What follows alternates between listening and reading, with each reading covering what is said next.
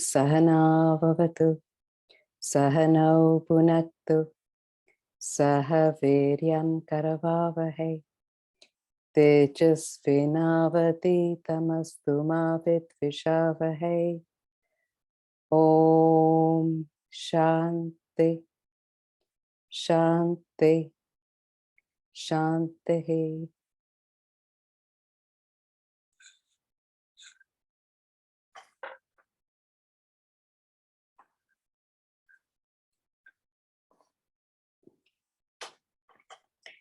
So we were talking last week about Tyaga. Sattvik, Rajasik, Tamasic, Tyaga is what we're doing. Sannyasi being the state that you achieve, and Tyaga being the practice. So Sattvik, Rajasik, Tamasic, Tyaga, of the three, only Sattvik Tyaga is real Tyaga. The rest of it is like a pseudo Tyaga. So it's as well, as we were looking at last week, to actually understand what is not Tyaga and what can be misconstrued as Tyaga. Tyaga meaning renunciation, relinquishment, growth, which is opposite to Sattvik and Tamasic, but often misconstrued as that's what it is. So it's a bit of a mockery. So it's pointing it out so we're really clear about, absolutely clear about what it is. So Tamasic Tyaga, if you just remember, is actually no Tyaga out of ignorance. When you don't know something, when you've not even tried it out, not that you have to try everything out, but you have no knowledge of something and you actually denounce it, you actually stay away from it. It could be something that could make it progressive for you, like taking up a higher value.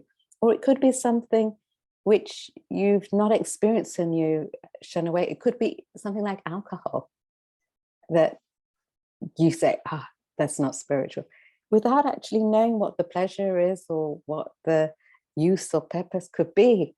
You've rejected it. And similarly, you reject the higher value without even knowing if it could be useful, just on the basis that it's spiritual.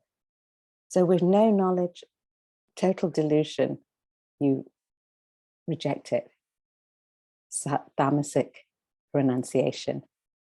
So delusion, total delusion, thinking that's what it is. It's almost like a blind, blinkered way of progressing. You don't want to move out of your comfort zone and full of procrastination. So you don't know what it is, in fact. So you just drop it. You stay in that comfort zone. Don't move out. Spirals down. The other, which we were talking about last week, was Rajasik renunciation. We were just about to complete verse 8. Rajasik renunciation. From pain, it's troublesome. You get fed up. You give it up. It's not true renunciation. Because it's causing you bother, you give it up. So you give up the action, you give up the physical exertion, which is channelizing your energy to something bigger. You just give it up because it's painful, troublesome. It's actually giving up what you perhaps ought to do. So if your focus is not on a vision or a cause, you'll easily give it up. It's painful. And you'll make an excuse perhaps. What is in that? What's in a piece of paper if you didn't study for your exams? What's in a purpose of using perhaps a gadget because I'm not that way inclined to look at technology?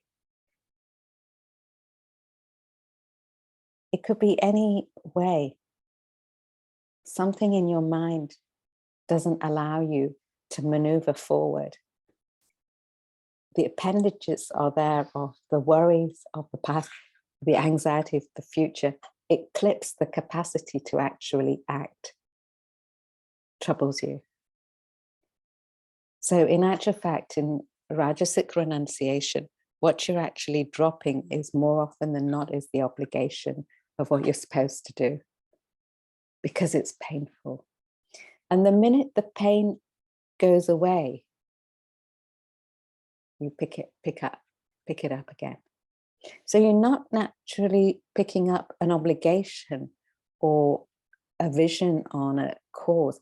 It's just that it conveniently that you like it or you don't like it. So you decide to reject it or take it up. So when it gets too cumbersome for you, you drop it. Rajasic renunciation. So it's the physical pain, trouble. You drop the action.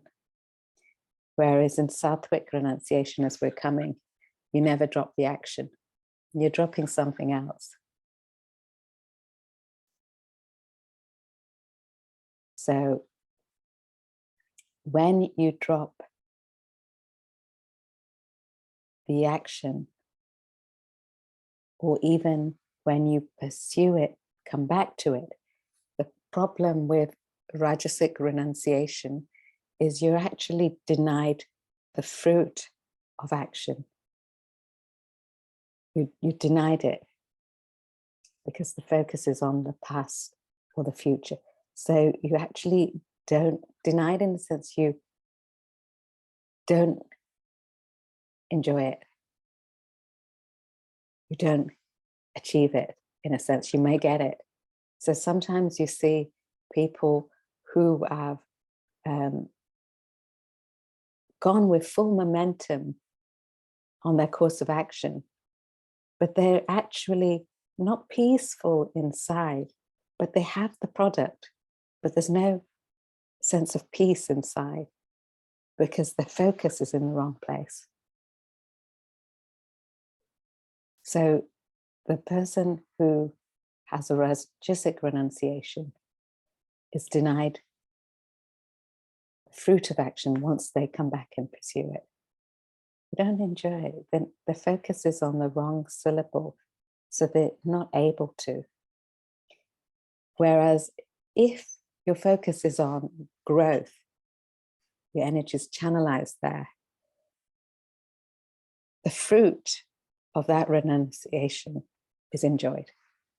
It's the opposite. So you get that peace, happiness. Your focus is in a higher dimension.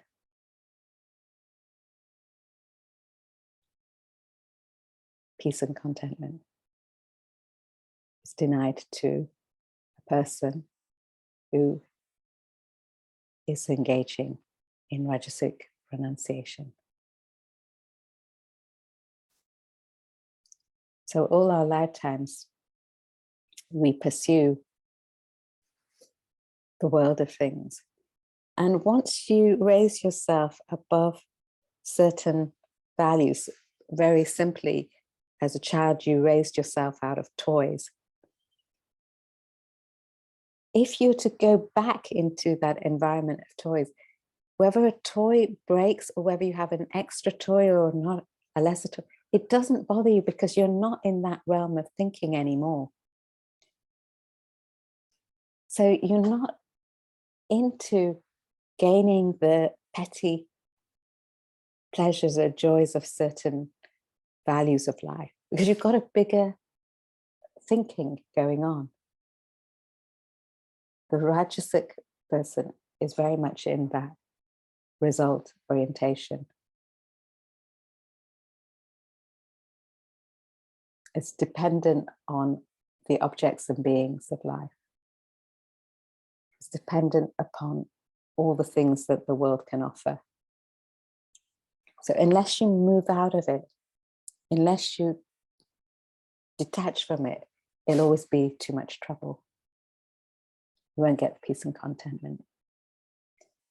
So whilst you're getting knocks and shocks, it's to understand how to grow, to get out of that agitation, that which makes it troublesome, that which makes it fearful, painful. Where's the focus which is provoking that? Let's read it. We had actually let's chant the verse, and then we'll just read where we left off.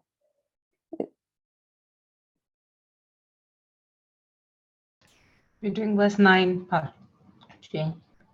And Tim? Verse 8. Verse 8.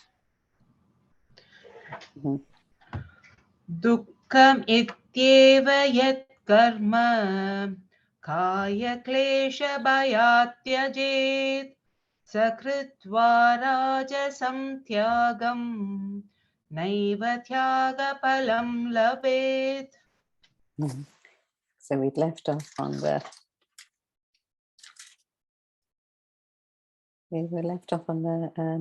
third paragraph, is that right?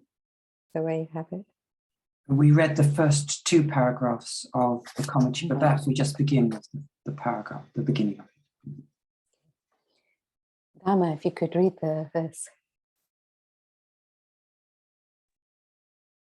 Indeed, he who relinquishes action that is painful from fear of bodily trouble, thus performing Rajasika Tyaga relinquishment, he does not obtain the fruit of relinquishment. If you continue.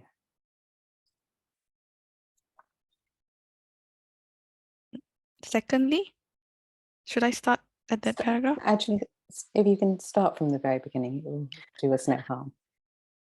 Rajasika Tyaga is relinquishing action because of fear of bodily pain, kaya klesha, paya, or sorrow, dukkha. Giving up action because it is troublesome to the body or mind. The first cause pertains to the physical body, when a person does not want to act out of inertia, or finds action tiresome, painful, relinquishes action through unwillingness to exert or suffer physical trouble. Such relinquishment is considered Rajasika Tyaga. And continue. Secondly, a person may give up activity because it disturbs him mentally. A relinquishment to avoid mental strain and sorrow is Rajasika Tyaga. Relinquishing action due to physical or mental suffering is not true relinquishment. One who does so would take up the action again when the pain or strain ends. Furthermore, not gain the fruit of relinquishment. The effect of relinquishment is growth into higher status, wherein the personality blossoms into greater happiness. Thus, through the process of gradual relinquishment, one reaches the highest state of peace and bliss. This fruit is denied to one who practices Rajasika Tyaga. Excuse me. So if you understand it,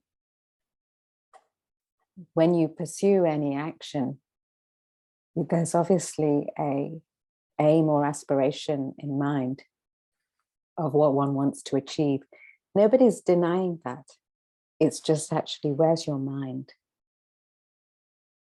Where's your mind? So once it becomes mentally or physically troublesome, if your mind's not focused on that aspiration or ideal, whilst acting, you don't get the fruit. You might actually get it physically, but you don't get that peace of mind, the fruit of action in that manner. Most of our activities, when we're not thinking of something higher, are Rajasic. So hence the world is plagued with that stress and strain. Just the shift of focus, that absorption of a mental higher value, can actually give you that momentum to actually maneuver so that you minimize that agitation and almost eradicate it eventually. so that you are not, you gain that peace of mind. Hence, we're coming on to Sattvik renunciation, real renunciation, growth, in fact. So the majority of the world is focused on Rajasik action, and hence what we have in society today. It's just noting where your focus is, what your purpose is. That can avoid all of that. Let's go, 9. कार्यमित्येव यत्कर्म नियतं क्रियतेऽर्जुन सङ्गं त्यक्त्वा फलं चैव स त्यागः सात्विको मतः.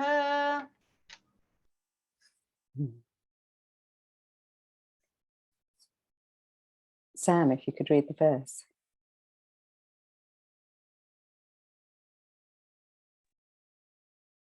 Whatever obligatory action which ought to be done indeed performed, O Arjuna, relinquishing attachment and also fruit, that is regarded as Sattvika Tyaga, relinquishment. Okay, so if we just note in reference to verse 7 and 8, he's talking about relinquishing obligatory actions. And in this verse, the renunciation, the Tyaga, is talking about you never relinquish obligatory actions. So it's just the opposite. So what needs to be done is obligatory action. So he's actually talking about not dropping the action, but performing the action. You're not giving up any actions at all, but you're performing the action. The opposite type of renunciation, Rajasik, Tamasic, is talking about giving up action or not even taking it up, as it were. So here he's talking about, we've heard it throughout the Gita many times, giving up the attachment, sangam, and the phalam, fruit. That's what one has to let go of. That's what one renounces. So Sattvik being the most refined quality we aspire for, we cultivate. And it starts with karyam karma. Does anybody remember what karyam karma is? What is karyam karma? Chapter 6, verse 1. Very famous and poignant verse. Karyam karma karotyaha. So it starts with that. What is that? Anybody remember it from, that's the Sanskrit. What does it translate? You might not know all the Sanskrit words, but a few we just pick up. Guru. Karyam karma karoti basically translates to doing the deeds. Karma basically means deed. So I'm assuming probably you're talking about doing the deeds without expecting a fruit of the deed. Mm-hmm. So doing the deed, so doing what you ought to do, just do what you ought to do. That's a spiritual aspirant, without expecting the fruit of action, phalam, nor what's coming from the past, that attachment, that desire which may be propelling you into action. you're not attached to that either. So that attachment is dropped. So you're just focused on what you've got to do. So the two types of obligations, niyatam, nemiti karma, niyatam karma, the occasional, the routine duties and the occasional special duties. So the routine duties are all the things that you are obliged to do in your everyday. You wake up, you may study, you may do some yoga, you may do some sports, you may go to your work, your obligations as such, your family, etc. But there is sometimes an emergency where you've got to drop all of that. Somebody's taken ill, your neighbor's taken ill, somebody is close to you, you got to drop all of those routine things. For that moment in time, a guest comes perhaps who doesn't normally come, and you, whatever it may be, emergency or something you need to cater to, occasional special duties. There's an obligation to serve in that manner. So keep a maintenance of both of them, occasional special duties and routine duties, niyatam karma.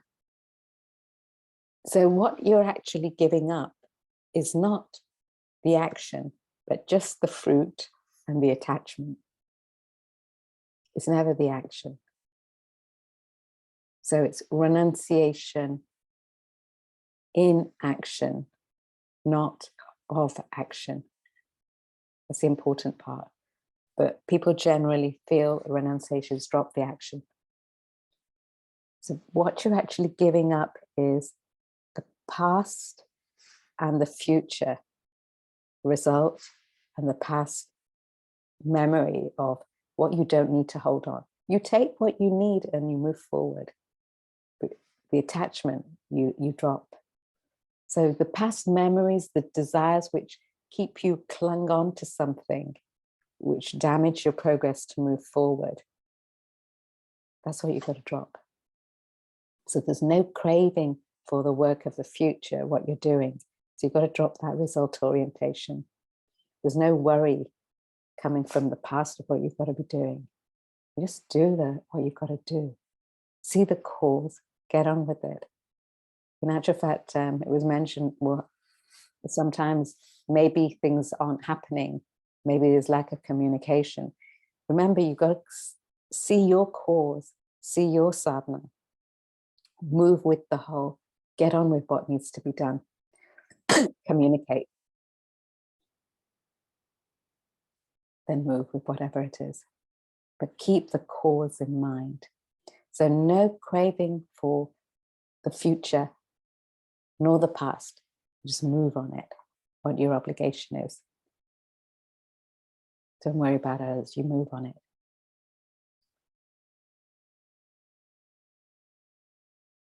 So there's no pressure from the past, no desire hindering you. No fruit bugging you.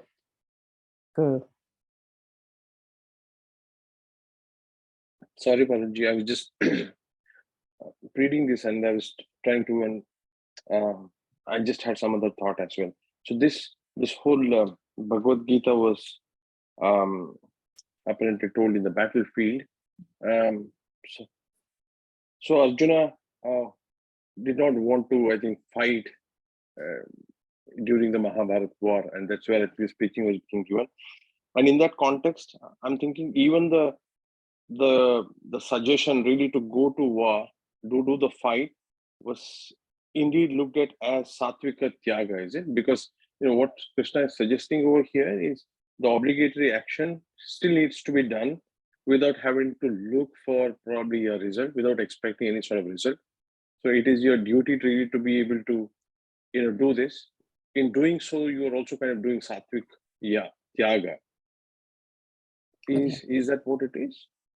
Okay, so rightly you're pointing out that the Bhagavad Gita said on the battlefield, conversation between Arjuna and Krishna, Q&A going on, teacher and taught. So what Arjuna's got to uphold, after much negotiation came the battlefield action. So it wasn't before, but the reality of what his duty is to uphold righteousness, because in his context only is a warrior. So what his duty is essentially to get over his mindset of all the worries of the past, of all that has happened, his kinsmen that he sees in front of him. And he's even making at the beginning an excuse. I don't want this victory. I don't want this results. I won't have anything right. It won't be a victory. It won't be righteous. So he's got to get over the future consequences of what's going to happen and just do what he's obliged to do. Why? Because he is a warrior and he's got to fulfill his vasanas in that manner. That doesn't mean to say we all should go to war. Just as a matter of fact. Yeah. I think in doing so, he's also suggesting not to really linger upon that. So you don't really have to be attached with the result, right? The result eventually of the fight could be anything, but then the suggestion was that you probably are supposed to do your action, not turn away from doing your duty, while not being attached to what probably is going to come eventually as a fruit. So I think the suggestion, the advice seems to be only focused on the present. Don't escape. Be actually kind of be able to take the action which is obligatory to you. Correct. Why do you not focus on the future? It impoverishes your present action. If you focus on the present, it makes your future blossom. You don't get concerned with the future, but that's incidental. So what this Sattvik Tyaga is, it's a mental attitude in your action. It's a mental attitude, Sattvik Tyaga. So it's a renunciation in action, not of action, of clipping the past and the future and acting in the present. That's what it is. On your obligation, having set your cause, having understood what you've got to do. So it's not giving up at all. It's actually acting on it. It sounded interesting to me. The very act actually is actually getting onto the war, but if you really look at the emotion behind it, this is a Sattvik. It is supposed to be a Sattvik Tyaga that you're doing while actually getting on to the duty that you're supposed to do. That is Sattvik Tyaga. That's the definition. Get on with your duties. If you're getting on with it, you can't be thinking about any of those. You're getting on with what you're supposed to do, yes? What stops you is your worry and your anxiety. So then you're lingered with a whole lot of agitation and accumulative desires, which will bother you. So it's very practical. It's not something, what's the word? It's supposed to be very practical, the spiritual evolution. It is when you get a dilemma. What do you do? How do you act on it? Don't hang around. How do you act on it? What's the right course of action? You've got to bear in mind you work with people who may all have different opinions. So your force majeure may be of all sorts and all sorts of natures with all sorts of thinking going on. But what have you got to do to hold and maintain what you're obliged to do? So you can't just give up. But at the same time, you can't just do nothing in ignorance. Tamasic, Rajasik. So no prefixes, no suffixes. What's the obligation? How do you move on it to purify your vasanas? And in itself, it serves all. So the common belief is giving up. You can't give up anything in terms of your vasanas. You've got to pursue it with obligation. You've got to give up the worry and the anxiety. That's what you've got to give up, which means you've got to have an ideal, a cause. So it's nothing to do with place, environment, situation. It's all mental. It's a state of mind. Karyam karma. In the Bhagavad Gita, he mentions yoga ratova, bhoga ratova. Whether you're in yoga, a spiritual aspirant, whether you're very in the thick of the material society, what matters is not those things. What matters is where your mind is. That's really important. Is your mind on your obligation and on your ideal? Then that will fuel your momentum. It doesn't allow you to get tired of the idea. It just makes you think, how do I maneuver a solution in order to work towards the cause when things are not going right? But if you drop it in stress, pain, trouble, you'll have to deal with that vasana and attitude somewhere else. It just creates further agitation. So drop the fruit, drop the attachment. Then there's, you get that mental attitude where it's like a vehicle which moves in space with no resistance. Everything starts acting automatically. But the fear of what you've got to do, the anxiety of, should I do this? Can I do this? That worry and anxiety of future and past kills your actual action, doesn't allow you to move forward, holds you still. Nothing gets done. You're left with the vasana. So better just get on, even if you're not sure, just move. Then set the obligation as it unfolds if you're not sure. Or set the obligation if you're sure, and then move on that. Keeps growth, peace of mind, and prosperity. Don't move, or if you drop it, it gives the contrary effect. Let's read it. The work never tires. As Ramatita puts it, intense work is rest. It's a lack of focus on obligation and cause which tires one. Let's read it. Verse 9.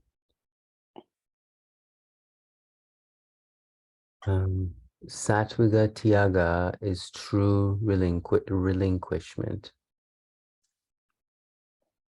Rajasika and Tamasika Tyaga are pseudo-relinquishment.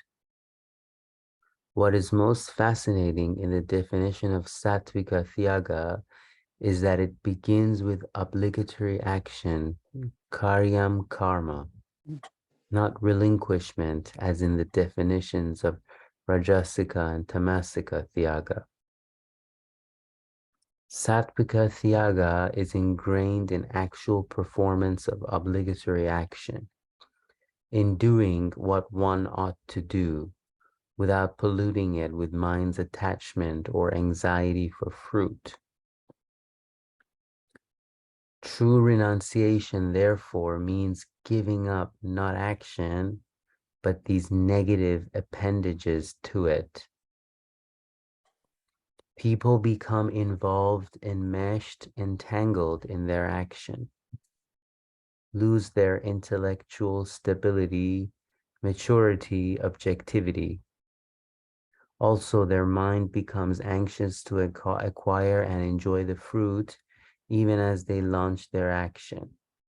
The obsession for fruit again ruins the intellectual concentration on present action. Thus, attachment and fruit become impediments to action. Sattvika Tyaga is performing action which ought to be done without such impediments. So, just stressing, it's never giving up action. But what is it? What are we giving? What have we got to do? Just reiterating, anybody. Giving up the surrounding attachment and the craving for the end goal, the end result, fruit, which are negative in essence, because they ruin our concentration on the action itself, because we're stressed about what we're going to get out, we're worried about the end product, we're worried about the future. And so that fear and worry and anxiety, they will ruin it for us. We don't get to enjoy the process, and we get to lose sight of the presence, our sense of presence, and our complete attention and commitment. Yeah. So you've got to give it both sides. Great. What else? Anybody else add to what Sam's saying?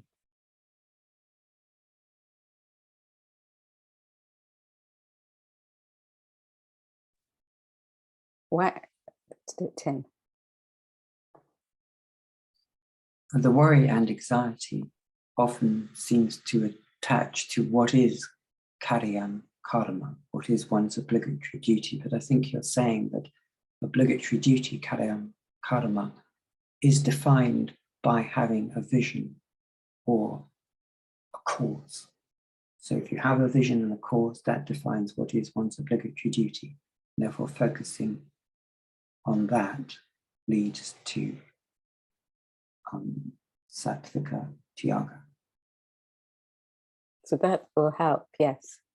That's definitely objective. What else?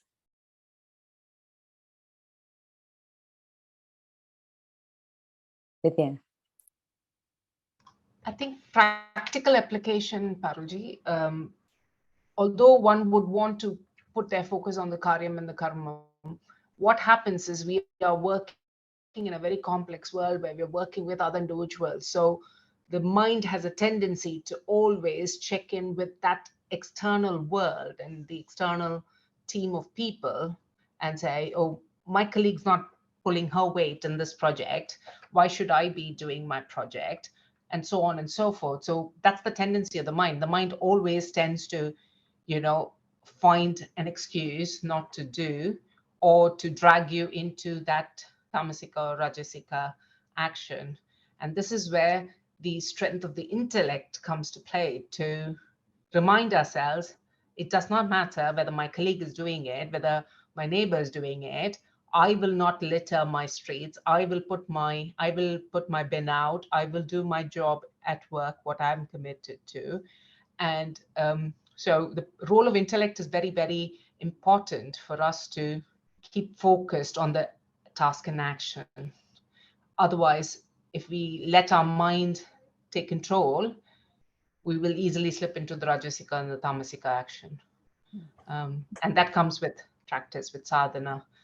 There should be a conscious, mindful reflection, manana, of what we have learned here, and then saying, okay, this is what I've learned. How do I'm simplifying it, but how do I implement it in my next action that I'm going to do after class?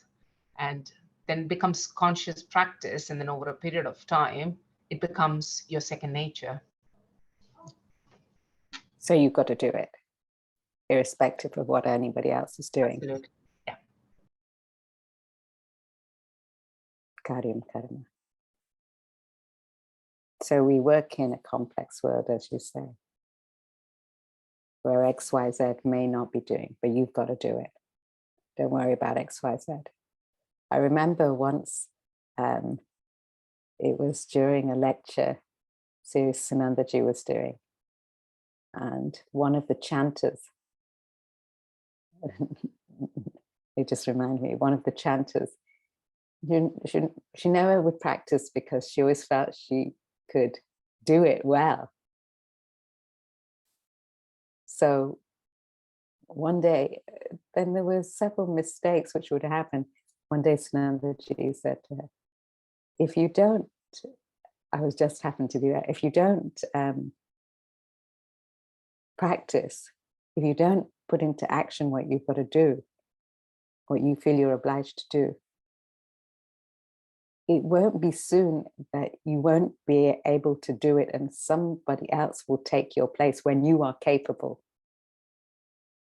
So she wasn't telling her that somebody's going to take her place. She was giving her a message that this is your obligation, put in the effort so you maintain what you are supposed to be doing. So you refine your vasanas. And you, in that role, any role it could have been. So you've just got to do what you've got to do. If you don't, somebody else will do what is the obligation. It will carry on. It may take its own sweet time before it, but then you'll end up with that agitation and rajas. So you've got to move on what you've got to move on, irrespective of what anybody else is doing. Keep your obligation in mind. The rest will drop away and the right thing will come in its place, provided you are performing your obligation with no worries of the past, anxiety of the future. Keep it in mind. The rest will follow. Let's go. 10. We haven't quite finished. Let's finish. Attachment to action comes in the attachment to action comes in from the past, while anxiety for fruit goes into the future. Renouncing these impediments, you must merely perform your obligatory action. Act objectively with your mind fixed in the present. Sattvika Tyaga, therefore, is renunciation in action, not renunciation of action. Obligatory action has been termed Jnatam karma. It comprises nitya karma and naimitya karma. Nitya karma is routine, regular duty in one's life, while naimitya karma covers occasional special duty. A human is obliged to perform both duties without attachment and anxiety for fruit. Mm-hmm. So, 2 types of obligatory duties. That's what we need to keep in mind.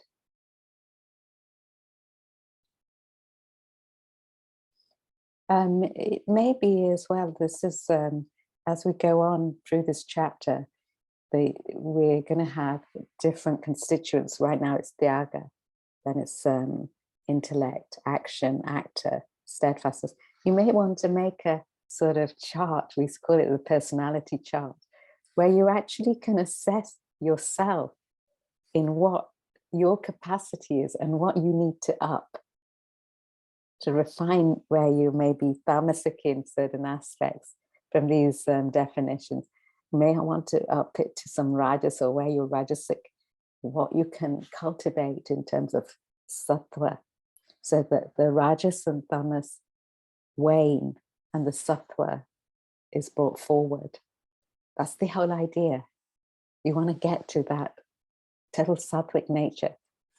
So you get to that stage where you cross over, trans-sattva, to get to the self.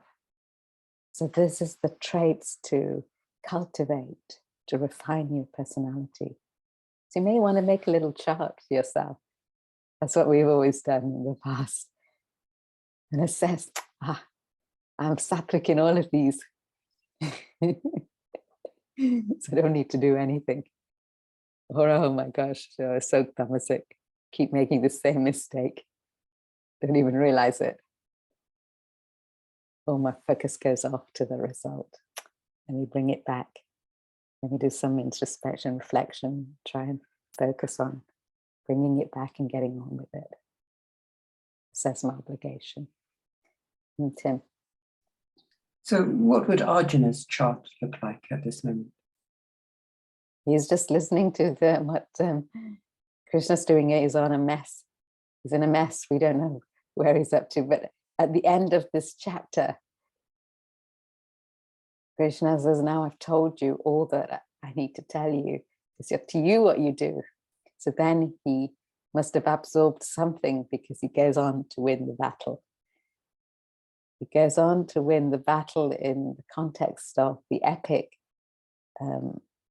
Mahabharata. But really the battle at which we're to go on and fight is the battle of our mind, to refine one state. So where Arjuna is at, the fact that he goes on to win the battle in the context that he needed to, there's something of a state where he's evolved himself. He's got himself out of that emotional mess to be able to act. Now, as it goes on, where he's up to, did he realize the self? Well, no, as such, or he was in those higher state echelons of refinement, but what was he remembered as a realized soul? No, but he's our scapegoat for our learning, for us to evolve. So just a moment, it's tamasic Tyaga, is it not? He's just frightened of acting. frightened of it's Rajasik. He's frightened, he knows the cause, but he can't act. He's totally, it's too much pain and trouble. He can't do it. Tamasic is not even acknowledging what it is that you've got to do, and maybe you know about it, but in ignorance you can't do anything. So it's a cross between the two. He's in a, but he's a warrior. He knows what he's got to do, just couldn't do it. The Rajas came over him and sapped him. He made all excuses and delusion in the beginning, but hopefully something's moved from the questions he's been asking. The thing to remember, this is our narrative to remember, where are we? We are all Arjunas. Where are we up to?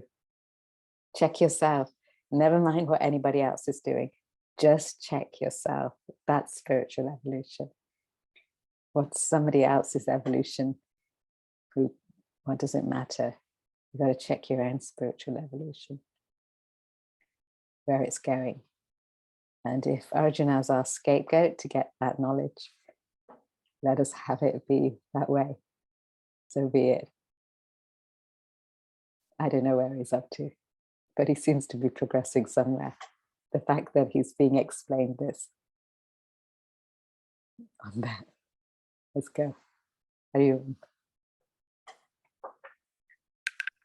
Thank you. Thank you.